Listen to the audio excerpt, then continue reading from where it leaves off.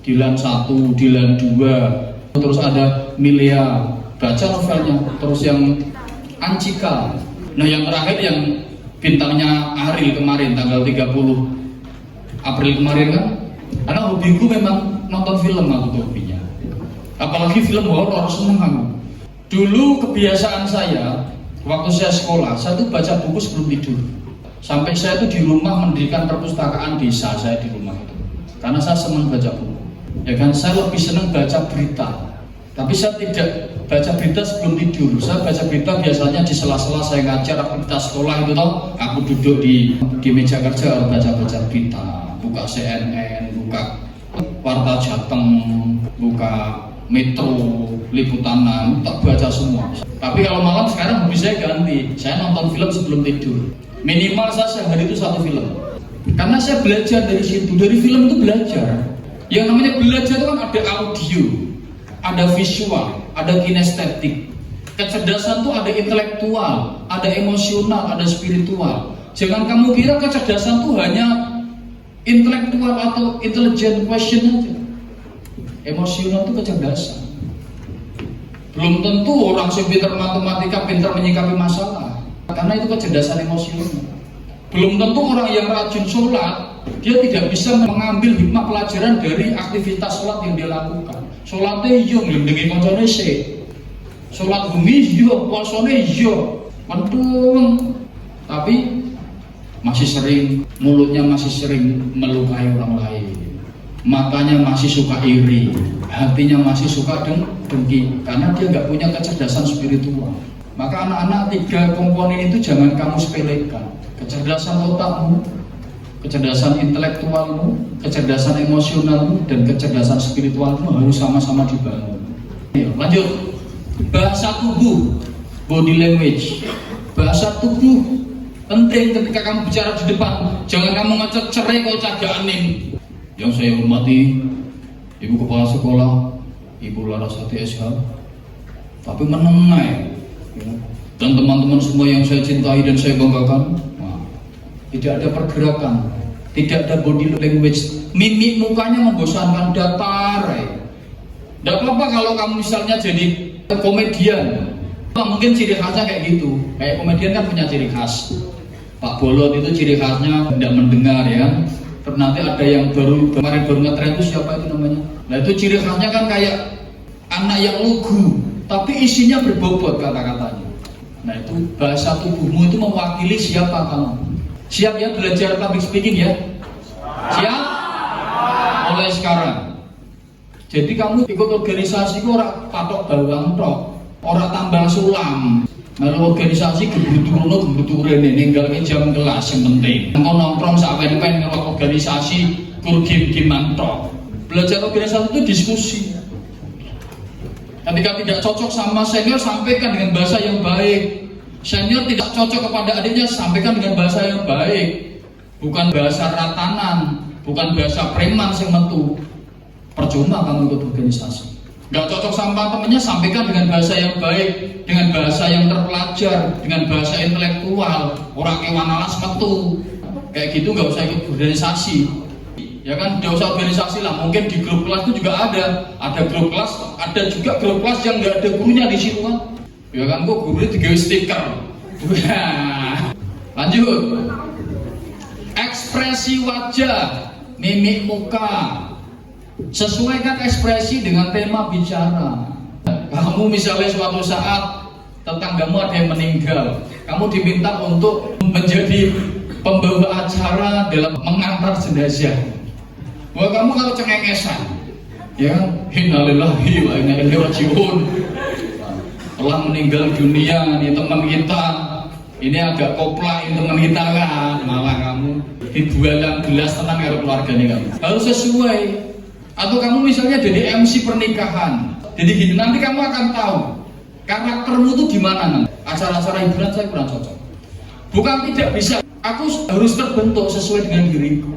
Kalau saya itu dua, kalau tidak acara formal ya acara sing santai ini guys. Oh, mari kita tampilkan artis ini. Kita tampilkan artis dengan suara emasnya. Apa sedikit? Artisnya yang simpatik.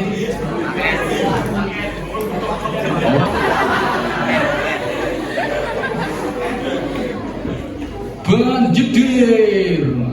Bisa aja. Neng kan wagu. Jadi wong iki kudu iso ngepaske. Mosok begini bar MC pengajian, sesuai MC dangdutan. Besok bengi ireng awan jadi putih. Nah, nanti kamu seperti itu. Makanya saya kalau ditawani itu MC atau apa acara pernikahan itu saya tidak mau. Bukan karena tidak bisa, tapi aku ngepaske. Ya, misalnya acara di kampung itu kan suruh sambutan bahasa Jawa ya enteng.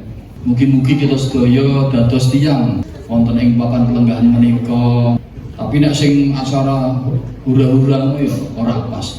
Ketoke kaku. Nah, ekspresi wajah itu penting. Ya, kamu bentuk nanti dirimu kamu jadi seperti apa. Nek perlu kamu banyak-banyak nonton komedian itu, stand up itu. Ciri khasnya Mongol seperti apa? Ciri khasnya Cak Lontong seperti apa? Terus misalnya kamu nonton podcast, ciri khasnya Denny Sumargo seperti apa? Ciri khasnya Deddy Corbuzier seperti apa? Ciri khasnya Dr. Tirta seperti apa? Ya kan? Kamu pahami ciri khasnya. Yang bisa, yang mungkin kamu tiru siapa? Meniru boleh, tapi tetap kamu menjadi dirimu sendiri.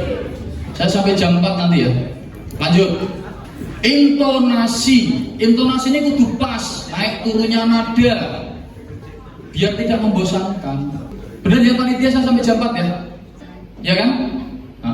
Jadi nek sak durunge jam 4 ojo kon mandeg.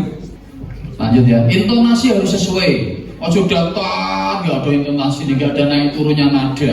Sing mendengarkan bosen. Kadang ada nadanya, ada intonasinya aja yang mendengarkan terus karena terlalu lama.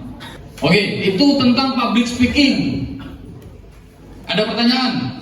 Kemudian saya akan selipkan di sini ada profil pelajar Pancasila, 6 dimensi karakter pelajar Pancasila. Selain tadi tentang public speaking, itu PRU, belajar public speaking. Lanjut.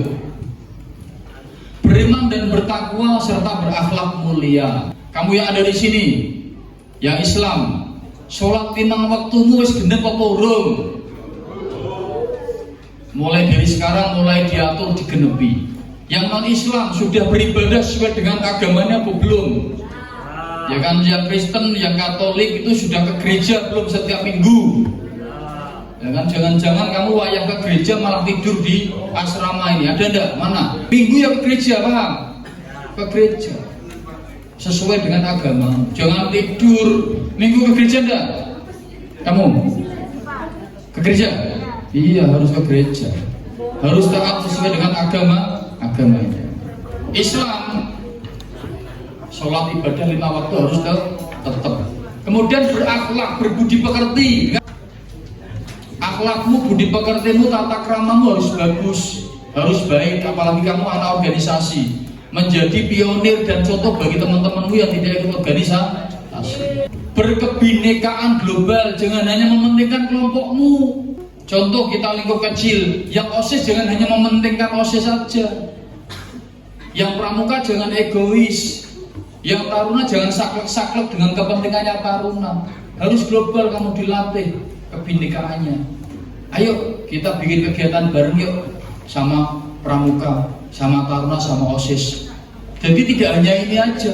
Ini berarti rampung ki. Oke, 10 menit lagi. Gotong royong, paham ya? Lanjut. Mandiri, apa mandiri? Mandi sendiri, makan sendiri. Segala sesuatu dilakukan dengan mandiri. Contoh, panitia mengadakan kegiatan ini sudah mandiri, bagus. Walaupun ada poin-poin yang harus kita evaluasi. Bernalar kritis. Ya, jangan mudah terbawa hoax. Jangan mudah terpengaruh oleh omongan orang lain. Kreatif, berpikir selalu hal baru. Etika kepada guru. Etika menerima tamu. Dengarkan. Ya, ini dapat kritikan dari Bu Kepala Sekolah, khususnya taruna yang menerima tamu di depan. Kalau OSIS kemarin FLSTKN sudah bagus. Kalau saya tidak ada pandang bulu, salah, benar. Sambut dengan ramah dan sopan. Dengarkan taruna. Tidak hanya di taruna, kok OSIS pramuka juga. Nanti ketika ada tamu sekolah, ketika ada tamu, ya terutama yang piket di sana, ketika ada tamu kamu berdiri, senyum, smile.